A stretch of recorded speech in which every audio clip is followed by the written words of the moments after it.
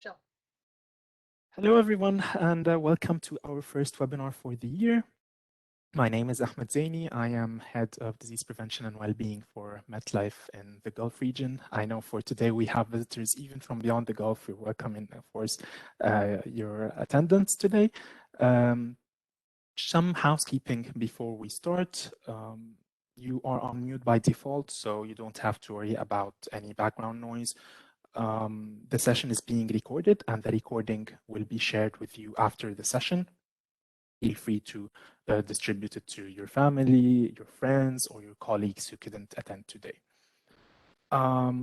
We will start by the presentation, and then we will keep 10 to 15 minutes for Q's and A's. For any questions that may occur to you during the session, please feel free to drop them in the chat box on the right-hand side of your screen if you're using your desktop, or at the bottom section of your screen if you're using your phone.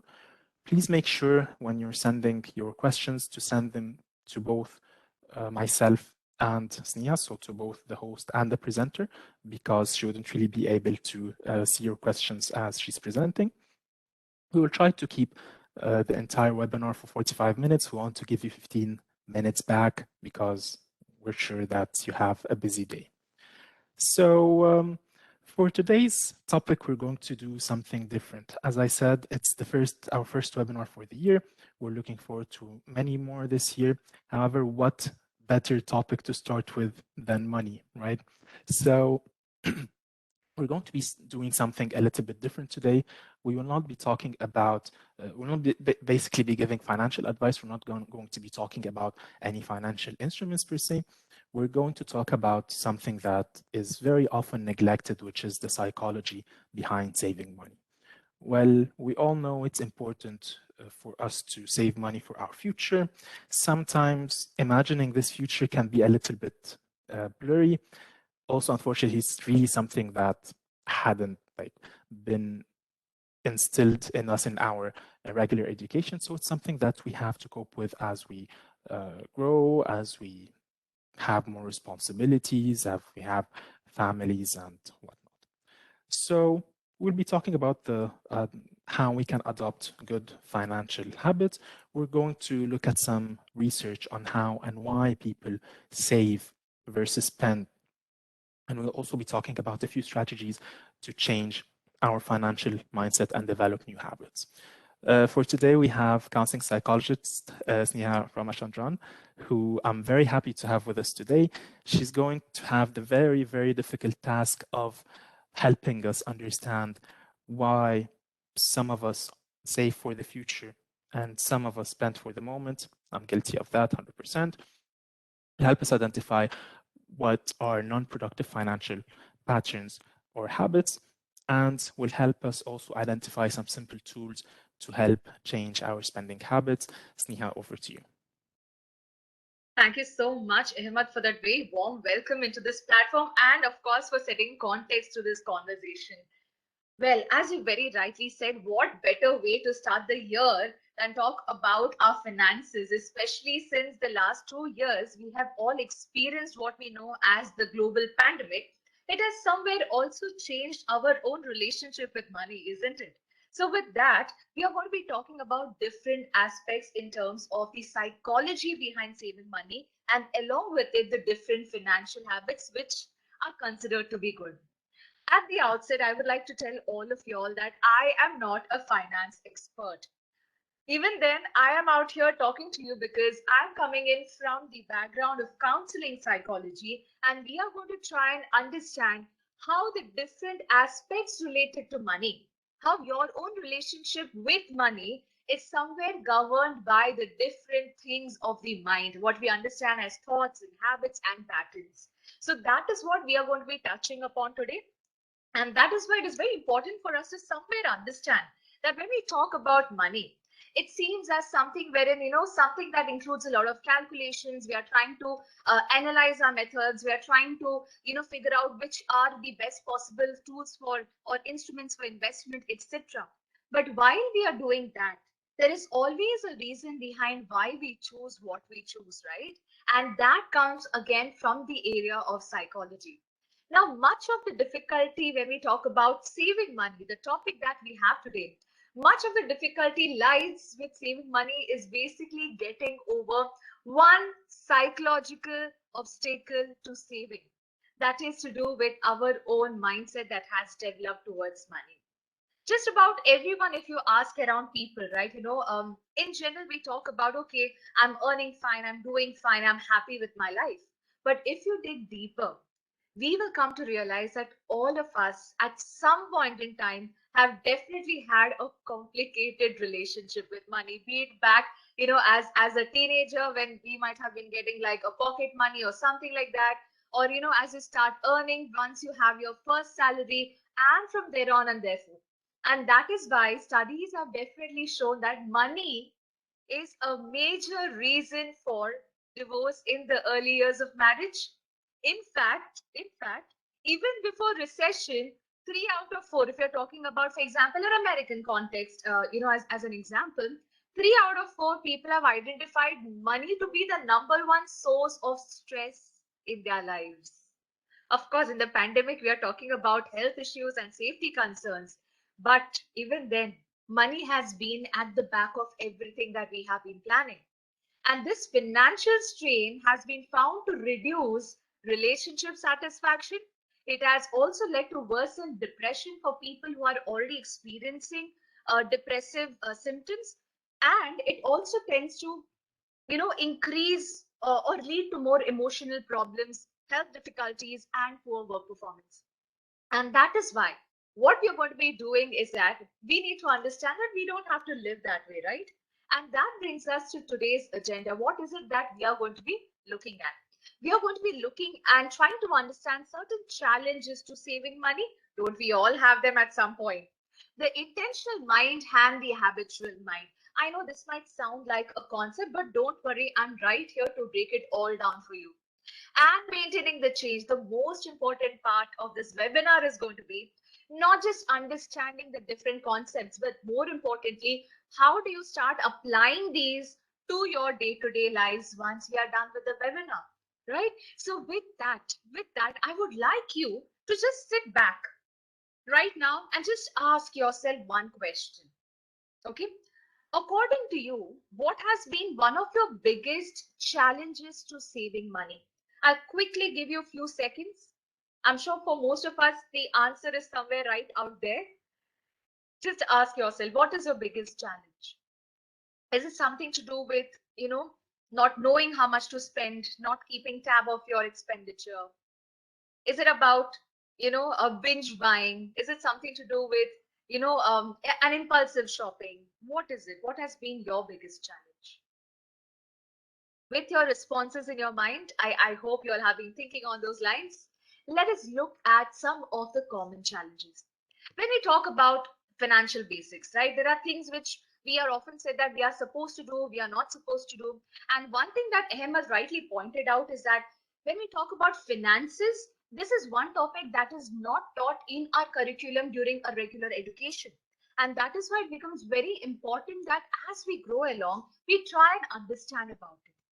The most commonly said about things include the following. Okay, like these are some basic strategies which most of us would be trying to incorporate. Either we learned it through maybe a workshop, or maybe through a mentor, through a friend, through an elder relative, someone.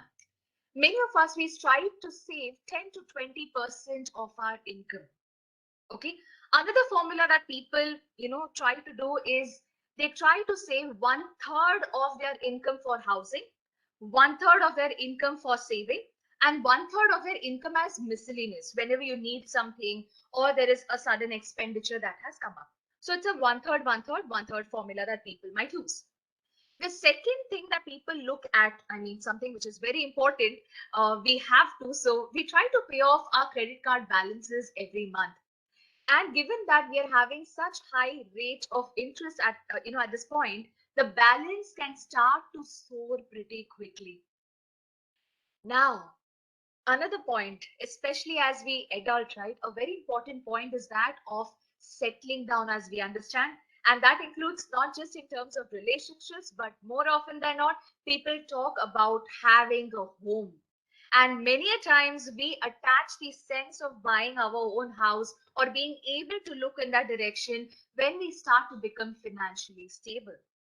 We then, of course, we talk about insurance, right? I mean, I'm sure you all would be better people in talking about this to me. Insurance is all about making ourselves and our family protected across different arenas. And along with it, what is the other thing that we think about is creating an emergency fund, right? We all know why this is important, right?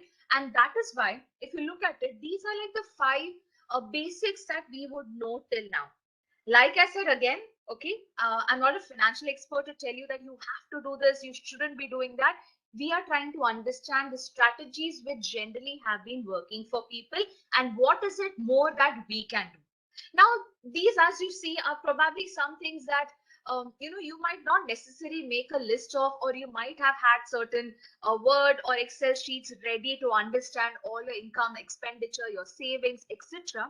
But more than that, we need to also look a little further. And that is why I'm coming into the picture right now. Okay, I have a question to all of y'all. Again, something that y'all would want to just sit back, reflect, think for yourself. What makes it so difficult to save? I mean, we all know that saving is important, but for so many of us, it is difficult. It's a struggle. Why does that happen? Let me give you all a few seconds to think over this point. I asked you about the challenges in saving, right? Now, just think about, you could choose the same challenge and just go back a little in terms of why is that a challenge in the first place? Why is it difficult? Why does it seem like a concern or something that makes you feel, let's say, uncomfortable? Okay, let us look at few examples on why it, why is it so difficult to save? Probably it could be that, for some of us, when we are, we also have some of y'all who are responding. So that is great. Y'all can put in your responses out there in the chat box. I would love to read your responses. Okay, so we do have, okay, some of y'all saying that you love to shop, not knowing why to save, not knowing how to save, what are the saving sources. Wonderful. Okay. More expenses are, okay, my expenses are more than my income. Right. Okay. We wish for a better quality of life. Absolutely. Being consistent to the process and not losing motivation. Wonderfully put. Income versus expenses is somewhere on an imbalance. Wonderful. Needs weigh in terms of we need to weigh the saving more, and that is a struggle. Saving is something that we don't feel immediately. Oh, yes. If you look at it, all the responses that you have given to me in the chat box, isn't all of them somewhere relatable to us at different points in time? For example, when we started working, okay, as we just started, we probably didn't know what to do with, the sudden, a bit of freedom that we get in terms of earning and, earning our own money. Eventually, what happens is there could be a lack of discipline. We are trying to maybe even keep up with different jobs. Okay. Sometimes you feel like, I don't make ends meet as it is. So, should I really save? Should I really think about it? You could also think of it in a way wherein you don't feel it is fun to save money. I mean, it is more fun to spend. So let me buy things. I mean, there are so many different gadgets coming up, upgraded, or maybe clothes coming up, so many different reasons for me to shop and spend money. Sometimes, going a little deeper, it can also be that you might have grown up feeling deprived during your childhood. Okay, probably if you're coming from a lower income group, you might have felt that as a child, we did not have the kind of money to spend. So now that I'm earning, let me go ahead and spend. The spending can, after over a period of time, can also turn into splurging, and that is when the problem arises. Sometimes it can also happen that if we are experiencing certain emotional issues, okay, and our way of dealing with our emotional issues is to buy something for ourselves, or maybe spend it on something which is totally unnecessary, but momentarily it makes us feel good. Now, because of that, Because of that, because of all of these reasons, these are some of the reasons why we find it difficult to save. There are two more that you all have mentioned that, yes, we buy unnecessary things during sale out of FOMO. I have been guilty of that too. Many times, especially since we have these very well crafted messages talking about how much money you're saving and like 80 and 90% off, it seems so tempting that we end up buying things which might just lie back in our wardrobe for over a year, probably. Right? Uncontrolled expenses is also something. So, with all of this, okay, all the reasons that you all mentioned, I would like you all to further think about where do you feel your core problem might lie. Okay, we are now trying to understand what we were talking. We were talking about general challenges and why it is difficult. In this particular slide, we are going to further understand where our core problem lies so that we can start working right at the core of our concerns. Okay, let me take you through each of this. For example, there is this feeling that there is always something that I need. We can always enjoy a better television, a new upgraded model of a car, but splurging on the latest models can be very, very expensive and an unnecessary bad habit. For example, let's say that there is a phone that you're using, a new version has come in. You could probably wait like a year more, and when the next version comes in, you can plan and buy the previous version which is there. But this is something that you need to make a choice on. Now, one strategy for this particular point can be that, whenever you feel that there are electronics which are getting updated, or for example, anything that you're interested in and there's an upgrade in it, okay, you can tell yourself that you don't need to buy it each time it comes out. Because the moment you start giving into it, that is when it becomes an unhelpful habit. The next one, I want to live in the moment. Like the very common hashtag YOLO, you only live once, which has been trending for a very long time. It is all about this. This is probably the most common reason people choose not to save, and probably the biggest financial mistake we tend to do, just because we feel like, okay, I have other financial priorities, I have things like paying off my debt, but at the same time I only live once and I want to travel, or things are opening up, what if things shut down again, I have to travel, let me just spend my money. The next one is this idea that says that I will start saving later. This attitude is similar to procrastination and it can turn out to be very costly. And that is why it is very important that we should not put saving for later. It is a smarter idea to start saving now, even if it is in small little chunks. After that, you have something called as you can't take it with you. Something which is very common, especially when we talk about a spiritual attachment with money. We see that, okay, when I die, I'm not going to take all the money, right? So let me just spend it all. Well, if you look at it, this is not really true, because our expenses don't stop at death. For example, again, I have a statistics that is based out of United States. A funeral there can cost as much as $10,000, and if you don't have your personal savings, it is your loved ones who will be covering it up for you. So it does not end there. What about something which has started coming up very commonly in the past 2 decades, if you look at it? People say that I don't have kids, right? I mean, I don't have children. I don't have to save money for someone, for someone's education, for bringing them up, for their living. So in that case, what do I do with the money? Let me just spend it all. Just because people don't have kids doesn't mean they don't need to spend money, right? There are many other reasons that you might want to save. For example, a retirement fund, an emergency fund, or maybe later on you might want to utilize that money for something that is in terms of charity or anything which is close to your heart. Then I don't earn enough. Okay, there are some people, whose incomes unfortunately are so low that every cent goes into their living expenses. So whatever is coming in is going out.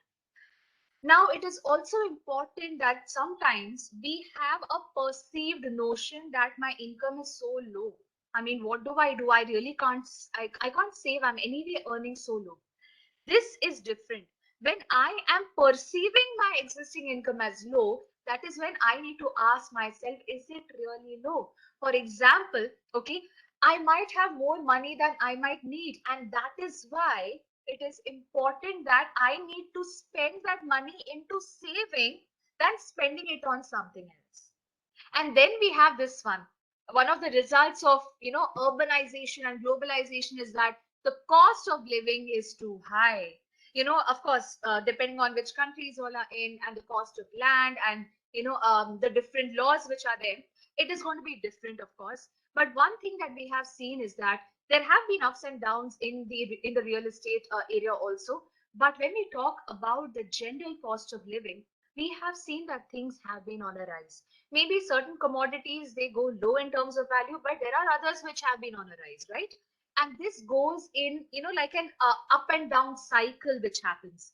That is why it's very important that we don't take this for granted, that I'm earning enough, it's going to be enough for later, and I'll always be able to manage my my level of living, so I don't have to think about saving. That day will never come. But that is not how things happen. We should always be ready that, okay, if I'm spending something, I'm spending on something that is necessary, and I then go for things which are less of a necessity, but something that I would like to. And finally, we have unplanned expenses, right? Some of you even mentioned the uncontrolled expenses which are there. Well, we all know that life doesn't unfold as as it is predicted through a spreadsheet, right? We might have had plans, we would have put in the rate of interest, we have everything out there in numbers till the decimal. But many a times, probably the pandemic is a lesson for us that things might not go as we have planned, as we have put it out there. And that is why it is always a good idea to have something for the rainy day. Well, all of this that I mentioned, since saving is so important, why is it so difficult? We have so many reasons not to save. But if you look at it, most of our reasons, most of these which are there are eight of them out there. Most of these issues with money, they come down to a problem which is called as temporal discounting. Now, what is this temporal discounting? Here is where we are looking at the core psychology behind these reasons itself. Okay. Now, if I were to ask you two questions, okay, I would like you to think about it. Would you rather have $100 now or $200 next year? Or would you rather have $1,000 now or $1,100 next year?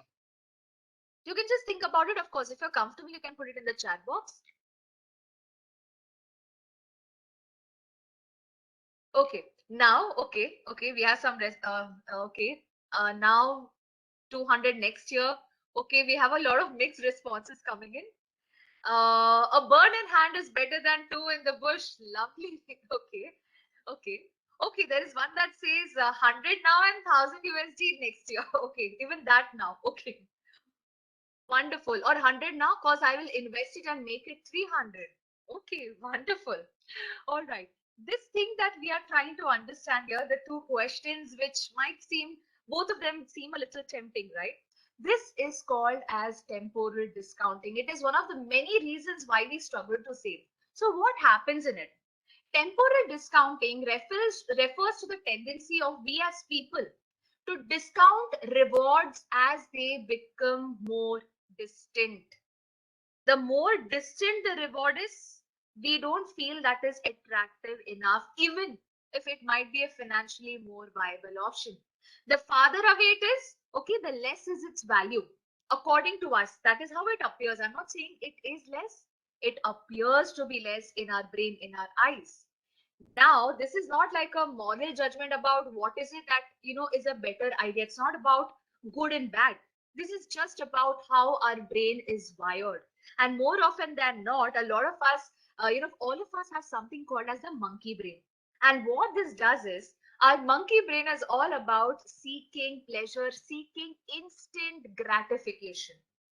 One of the reasons why this entire idea of online shopping has boomed is because of this. With just a click, with just a touch, I can choose what I want to wear. I can book it, it comes to my doorstep. Wonderful, it's come. Maybe in a day or in 3, 4 days, and here it is. I don't even have to get myself out to shop and to try and to decide. Temporary discounting, okay, is basically this, wherein we feel that if it is far away, it is not that great.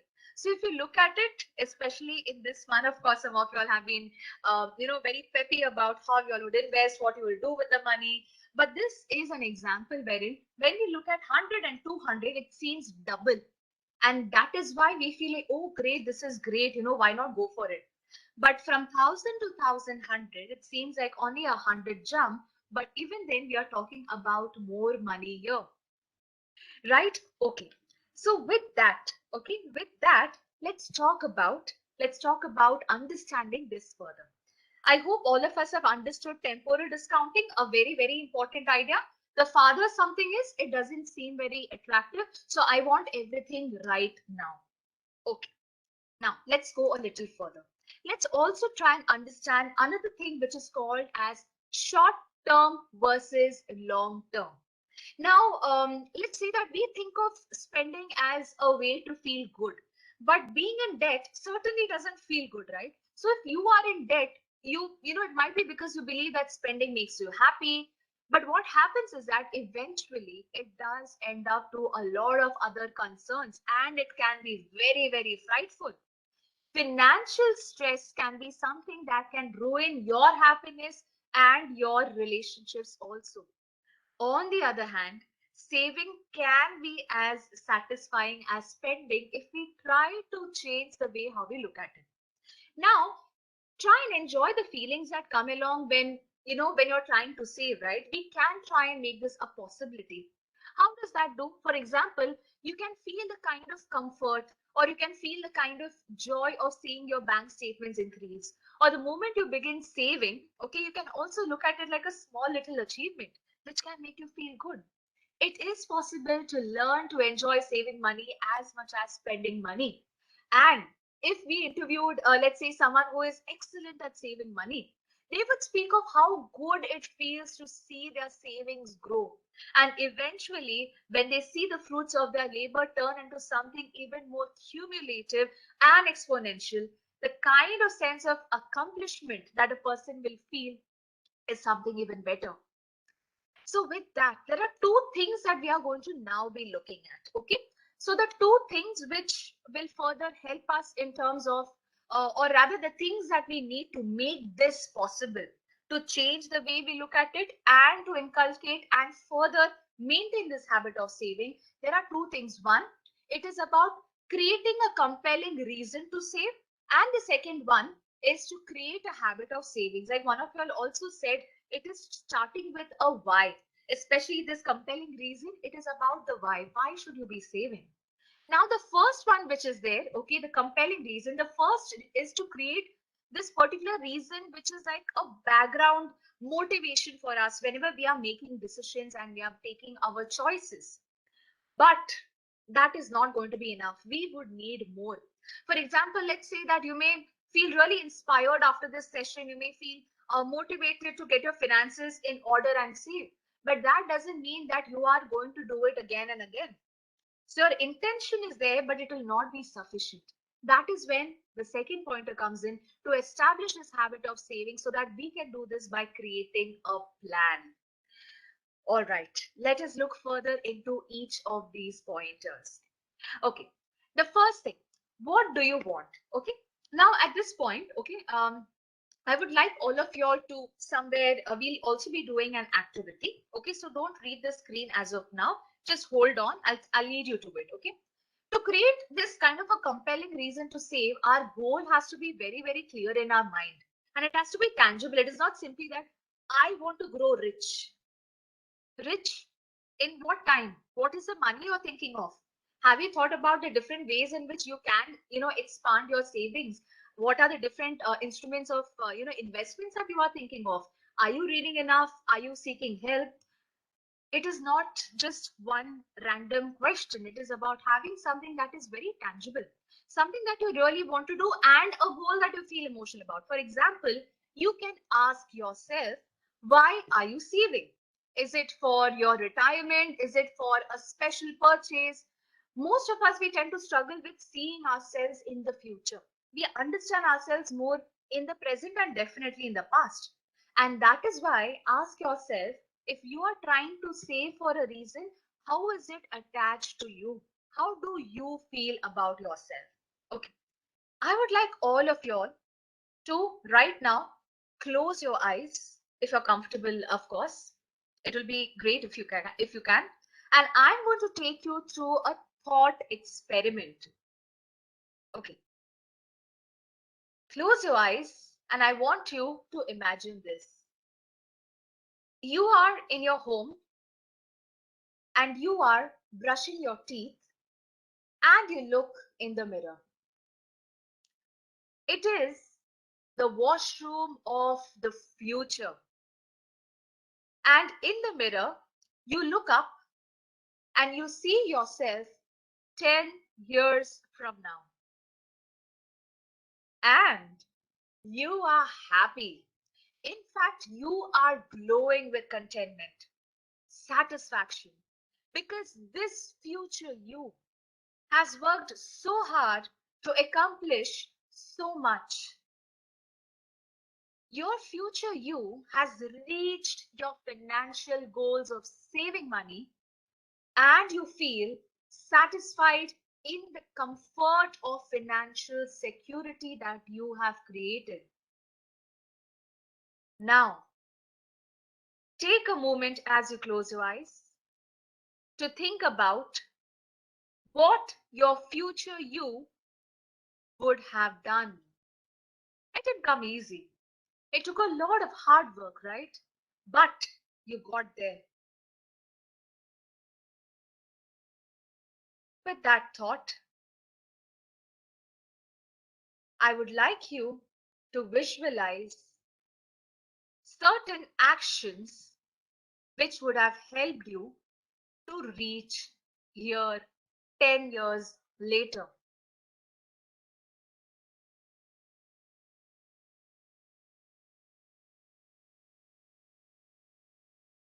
Imagine, see yourself doing those actions, and with that, I would like you to gently open your eyes and bring your focus to your screens. Okay, later on today, I encourage all of you all to take 10 to 15 minutes of your time to start writing down all the things the future you did. Okay, and this is going to be your first step towards the plan that you're going to set for yourself. You will already be having certain ideas on what is required, and then you can take on from there. Okay, with that, okay, when we talk about what is it that we want, there is something called as loss aversion. Okay, I know this might seem like a very psychological term. What exactly is it? What will you lose if you continue on your present path? Here is something wherein again you can use the same visualization process, and you can try and ask yourself that when you're trying to be on this path of, let me do this, let me do that, try to understand what could be certain things that you might lose on few years down the line with the current habit that you have. Along with it, it is very important that when you have a goal, okay, it is this goal which allows you for a term called as anticipatory happiness, wherein the more you're working towards that goal, you start wondering how good it would feel to be out there. For example, if your goal is, let's say, you want to save money so that you can buy a car which is something that has always fancied your idea and your views. Probably what you could do is you could think of, okay, I'm saving it today, or maybe the other day I wanted to shop for an extra outfit. I didn't do that because I want to keep it towards my savings. And each time you do that, think of that goal. Oh, that car, that is something I want to buy. It would be lovely to drive that vehicle around. So this is called anticipatory happiness. Happiness in the anticipation of something getting fulfilled. Then you also have try to be vocal about your savings. This is a wonderful strategy. A lot of us, as we live in collectivist societies, what happens is that the moment we tell other people about, I'm trying to save, I'm trying to do this, let us not do that, somewhere there is a sense of accountability that you feel that I need to do that because I have told someone. You can also choose to have something like a financial buddy. It can be anybody. It can be your partner, your parent, your child, your sibling, your mentor, colleague, anybody whom you feel can be your financial buddy, wherein both of you all tell each other about how you all are saving and you maintain a sense of accountability. With that, when we talk about money and relationships, okay, I will quickly take you through this particular point because it is very critically important to be on the same page as your significant other when it comes to financial matters. Like I said, a lot of conflicts have happened because of money. And if you're single, of course, it is still important to think about how you would address these issues in a relationship, because more often than not, at the start of be it a relationship, a marriage, or even before that, at the starting point, a lot of us feel very uncomfortable to talk about money. But eventually, we need to start talking about it. Try to have discussions with each other about what exactly is the value of money to you. Is it about security? Is it about having a social status? Is it about being able to feel financially independent, that sense of freedom? Is it about having the power to decide where you want to spend because now you have that kind of money? Along with it, very importantly, back in your childhood and back in your home, how did your family of origin handle money? Was it divided in terms of who is going to manage the expenses and who is going to manage the savings? Were there conversations about money? Because more often than not, as we are growing up, we might not really know about these conversations. We maximum know what is it that we can buy and what we are told that we'll get it next year, right? So these small little conversations are going to play a very important role.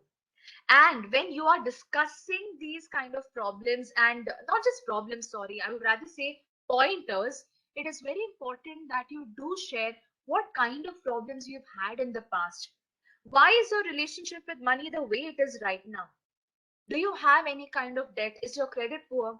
Do you have some kind of a habit of overspending, or do you secretly tend to just spend money without anybody knowing about it? That is where we need to understand that all of this becomes a very important aspect.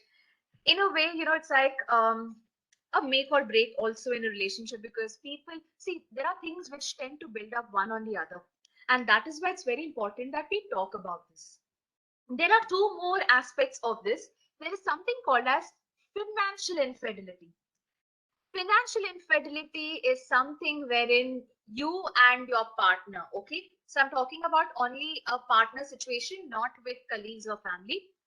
When you have like secret accounts, or there are secret spending, or you tend to hide money in places, it does cause an environment of distrust that is called financial infidelity. And when we talk about arguments, well, let me say that hate is a stronger emotion than love, right? I mean, love is very, very strong. But the way in which, again, our monkey brain processes things, it takes a lot of love to overcome the resentment which can arise because of financial infidelity. Something which is strongly propagated by every person who has done research in the area of couples counseling. With that, the second point which we have is something called as our two minds. Remember, right at the start, there's something that I mentioned that I will take you through. This is the one. One is called the intentional mind. The second is the habitual mind.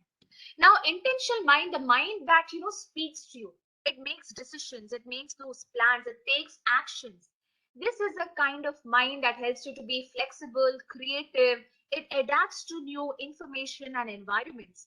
This is the mind that allows for flexibility regarding your financial choices and plans. We then have the habitual mind. This is a kind of mind that controls the vast majority of what we actually do. This mind is, it is governed by pattern. It operates on simple rewards. I do this happens, this is how things are, this is how things will continue. Now, if we have, let's say, a habit of shopping at the, like a local area every morning before, or let's say that we tend to pick out coffee each time before we go to work, it can be very difficult for us to break this association, because we have already linked going to work and making sure that we buy that coffee every day instead of making it at home or brewing it at home. So these are brain associations. And that is why, other than understanding what is it that we want and why we want, we need to understand this aspect wherein it is very difficult for the intentional mind to make changes if we don't work hard on our habitual mind.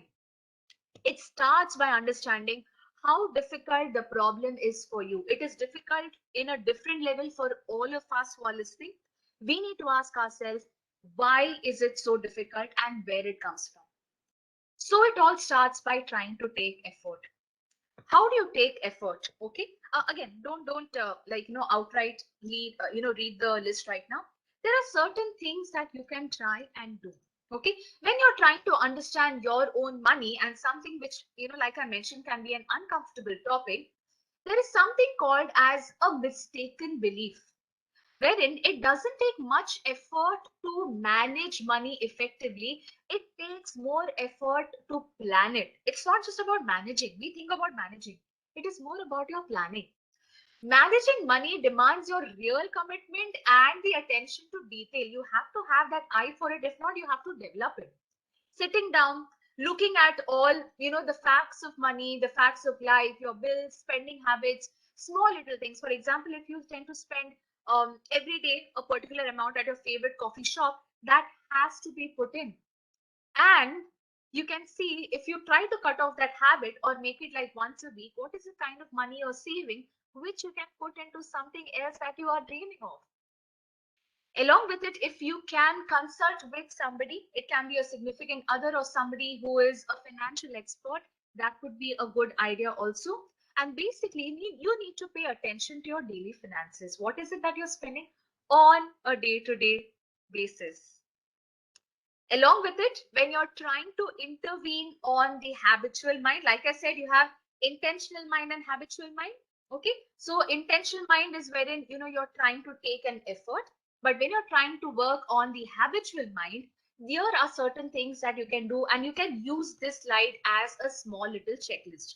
If you have been doing certain things well and good, that's excellent.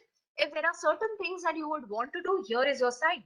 Okay, what is it about? Do you have to develop a new routine? Is it about, are you not tracking your expenses, and after a point you're like, I don't want to note it down or enter it into my Excel, let it just be? What is it about? Can you establish a kind of a clue that every day at this particular time, okay, I am going to sit and do my budgeting? Some kind of a clue that will help you, or a particular place in your home wherein you're going to sit and do the budgeting. Incorporate rewards which are possible. See, while I understand a lot of us might not be comfortable talking about money to other people, we do feel like, of course, when you talk about goals, what is the way how people might, think about us? Like one of you mentioned, people might start asking for loans, etc. Right, that is definitely there. In terms of incorporating rewards, if you are comfortable and you can find people, whom you feel you can trust, and it's a safe space, that is when you can do something called as competition to motivate, wherein I can say that my partner and I, we compete every month with a calendar and star stickers. So the person who saves the most in that particular month gets a star. Something as simple as that. It can seem juvenile, but it can really work. Watching your savings grow, try to make note of it and try to have a plan that if you save for, let's say, 3 months, this is something you'll do. If you save for 6 months, this is what you can do. And if you save for an annual year, this is what you can do as, a reward from the savings. Save up for the special purchases. So whenever you are having, let's say, something maybe as small as a birthday, you want to spend on your birthday, you can choose on saving for the 3 months before that, so that when you have your special purchase, you can indulge a bit. And buy experiences whenever possible and not just things, because you tend to remember your experiences more than the things, for sure. Along with it, certain more things that you can do is avoid getting overwhelmed. So try to break it down, make it simple. Start by doing small little plannings which are possible, and maintain that one or two things on on a day-to-day basis. Consider limiting your credit card use whenever possible. Okay, try to withdraw cash so that you have a feel of the actual cash in hand and then spend it. And there's something called as automate savings. Again, when you feel it's difficult to save money, When our money goes directly into a savings bank account, we don't really have to even think about actually manually saving it. So you can try and work towards that automated saving direction. Along with it, finally, let's come to maintaining the change. With that, we'll then go to the Q&A. While we are trying to maintain the change, here are certain questions that you can actually note down right away. If you're not sure where to start and how to go about with your plan, or if you feel that it's difficult on certain days, this can act like a small little reminder for you. Ask yourself, how might this work for me, or how might I likely fail? Okay, this isn't about ruining your optimism. No, no, no, it's not about that. It is about anticipating certain challenge areas so that you can start preparing for it. The second thing is something called as all or nothing. All or nothing, that is, for example, let's say if you have a bad, if you've had a bad week or a bad day, tell yourself it's not over. It doesn't mean that you have to go ahead and spend that money. When you're trying to make these changes over time, keep some room to learn from your mistakes, and it is always okay to modify your plan. Finally, believe in your own success. I mean, notice others, you can learn from others, you can learn from your own previous healthy habits. And whenever required, try to acknowledge that there is room for improvement and you can do that. With that, we now move towards the ending portion of today's webinar. Here is your final summary. Make a list of your spendings and your saving goals. This is part of the plan. Okay. Identify when and how you would spend unnecessarily. That is when you can start to track your expenses and curb your expenses. Reward yourself periodically by spending on something you enjoy. That is after you have saved for some amount of time at least. Recognize that change takes time and you will likely go back and forth with it. But it is okay till the time you are trying. All right, with that, over to you, Ahmad. We can move towards the questions.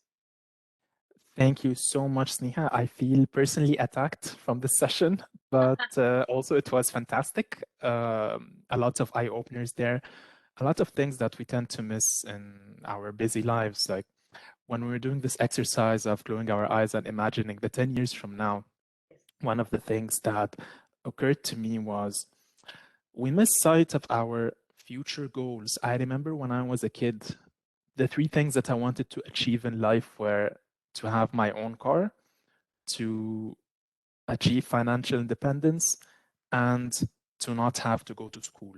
Well, we still have to go to school because we still have to work, so we didn't really like cover that one. But we managed to achieve financial independence, manage to afford the things that we want. And I think as we grow up, and maybe I am guilty of that, I wouldn't really like generalize on everyone, but I feel that personally, as I grew up, I lose this long-term goal and it becomes more fragmented of getting the things that I want, making more money at my job, and even looking at the shorter term, the first job that I ever had, and as I transition through my career in like maybe 15 years now, I it's even a running joke. Like it's a running joke between me and myself that I end up at the end of every month with the same amount of money, no matter how much more money I'm making. So maybe here the challenge is not really how much money I make, it is what habits do I have? What am I doing about it? We're a little bit tight on time, but we'll leave 10 minutes for Q's and A's. We've been getting a few questions, but I'll leave maybe another minute or two for us to get more questions. One recurring query that we've been getting is about the recording. Yes, the session is being recorded. We will be uploading it on our MetLife YouTube channel, and the link is going to be shared with everyone who attended the session. Feel free to distribute it to anyone. It's not going to be restricted or anything. We have a few questions about particular financial instruments which are not particularly our area of expertise. We are more here talking about the healthy habits that we should follow. The first question that we have is, how do I know if I am overspending? I know this is something that we maybe addressed during the session, but maybe if we can summarize it in a way or two, how do I know if I am overspending? Okay, wonderful. See, one thing that we can all do is if we are trying to take a track of our expenses, okay, that is when we can use the formulas. Like we were talking about, is it about a one third, one third, one third formula? That is one thing.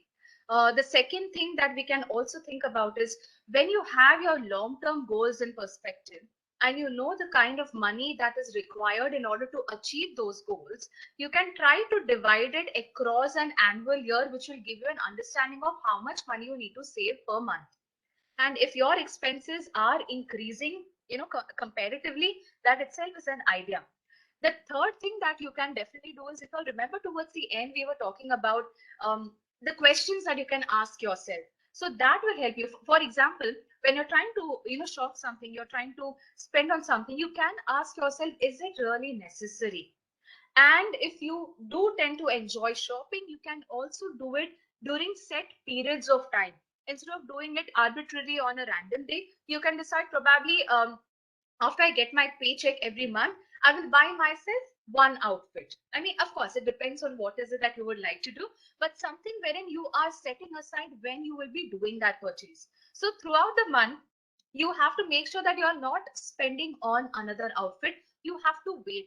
What this also does is it helps us to build our intentional mind, and at the same time, we are trying to bring back a sense of delayed gratification. I believe somewhere it would have been a similar, instance wherein back in the day, when we were all children, when we didn't even have this kind of an internet facility out during our households, if we wanted something, for example, like I'm not just talking about chocolate and food, but maybe like a particular toy. Some of us would have been, provided it maybe in like a week's time, or sometimes we are told that okay, let's just wait it out and let's just go for a week. We'll go shopping in the weekend. We're not going immediately today. That is a kind of delayed gratification we somewhere grew up with, but times have changed, and so is the way in which our brain is processing. So it is somewhere our choice to tell ourselves that let's try and incorporate the sense of delayed gratification on my own. That is when you'll have an understanding of where you're spending, what you're spending, and if it is necessary. Very excellent point you make there. Another question that we have, which I actually find quite interesting.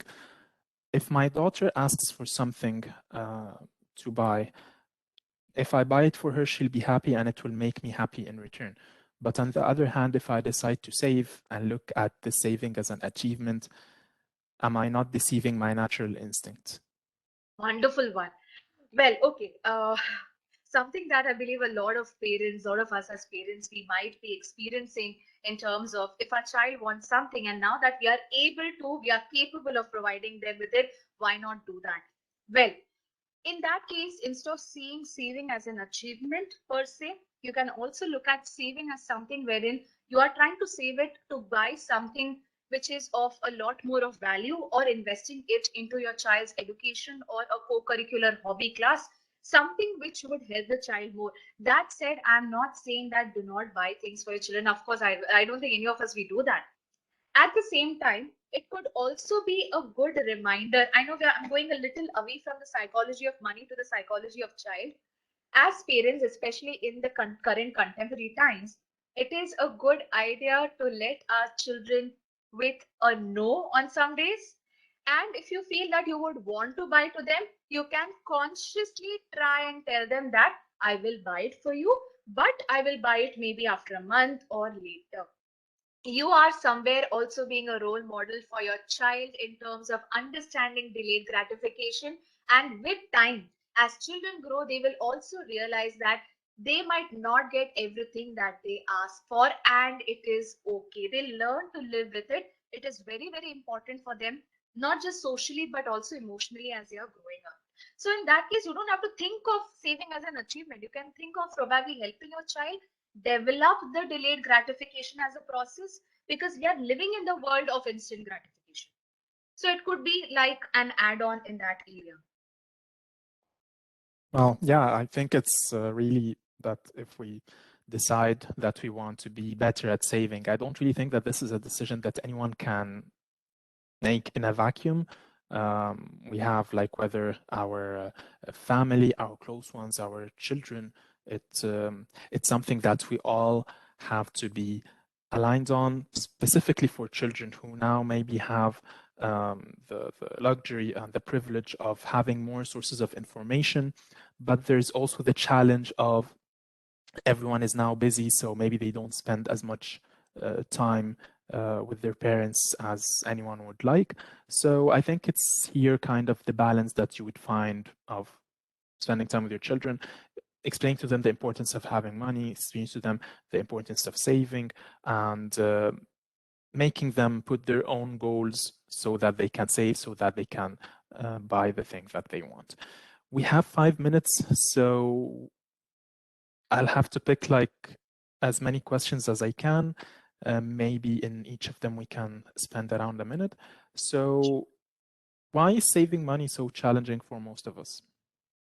Okay. All right. One of the most challenging questions for us is that by not starting to track our own expenses, our own spending, that is when saving money becomes quite difficult because you do not know what actually you're doing with the money that you have and where is your money actually going, right? I mean, for example, if some of us are very fond of ordering food online, do we really try and understand how much money are we spending on a monthly basis in this particular direction? Now, there may be certain opportunities for us to reduce our spending, to cut back on certain expenses. And the more of that is something wherein you can try as your first point in terms of saving money. Good point. What do you think is the hardest part when saving money? Okay, the number one challenge when it comes to saving money is self-control. You know, most of us, we might not have the discipline that is required to forego the unnecessary expenses which are there. And sometimes it is even harder for some of us to put that money away in an account. Sometimes we feel, I mean, depending on the kind of environments we've grown up in, the kind of financial understandings that we have, I do have a lot of people who say that sometimes they feel if they are putting money into an account, they feel they're spending the money and not getting anything in return. So sometimes we need to revisit what our own understanding of saving and investments are. Over to you. Thanks. Um, we all try to understand needs versus wants, but are often not very mindful about the same. Could you help us with that? Wonderful. So, a need is something that is necessary for us to live and function. And a want is something that can improve our quality of life, right? Now, using this as the basis, as the criteria, a need basically includes our food, clothing, shelter, medical care, everything else. Other than these ones, anything that is not a part of a need is basically a part of a want. What we can all do is we can ask ourselves these questions. Okay, again, these can be like checkpoints. You can ask yourself, what basic need, if you're planning to buy something, okay, you're spending money, ask yourself what basic need does this cover. Second, is this essential to me in terms of helping me live a healthy life?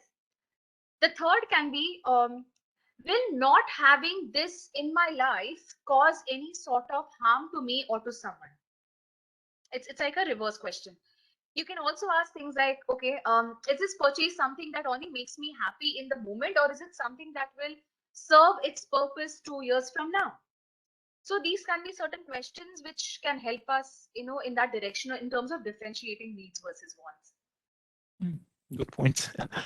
Uh, this one is a very, very, very good one, which I'm personally actually, I want to hear your thoughts on that. Can we trick ourselves into saving more money? Okay, the one trick which is there, there is one actually. It is called as increasing savings incrementally. Okay, I'll just make it easy. Once you're on an automated savings plan, right? Like there's a proper account, there is something out there. The way to really build your savings is to increase those savings by 1% every 6 to 12 months. For example, if you're setting aside 10% of your paycheck, reset it to increase by 1% to 2% every following year and the year after. That is when, you know, ever it comes back to the point wherein we think about spending and we end up with the same money, right? So this is one way. If we put it out there mathematically, we know that, okay, my monthly tab is crossing this, I need to not spend it in the last few days, or probably divide my expenditure through the month. Mm. Yeah, that's very helpful. Maybe a good one to close with because we only have 1 minute. So, could you recommend some useful mobile apps to help save money?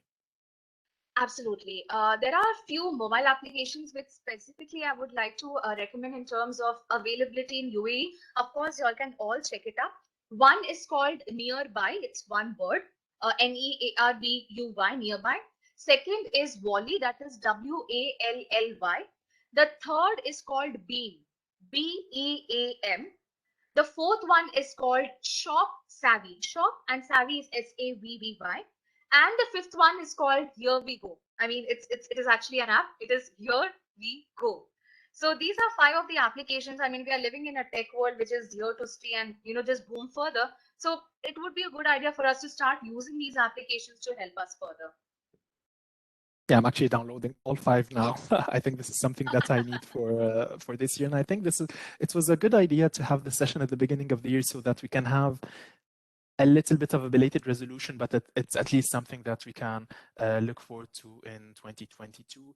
And maybe the closing thought that I would have around the importance of saving money and the importance of developing healthy financial habits is, yeah, we have this thought that you don't really take anything with you, but whether you have children and you want to secure their future, or whether you don't have children but you want to have a comfortable retirement or even travel the world in your retirement, I think all of us can strive towards a long-term goal that we can work towards.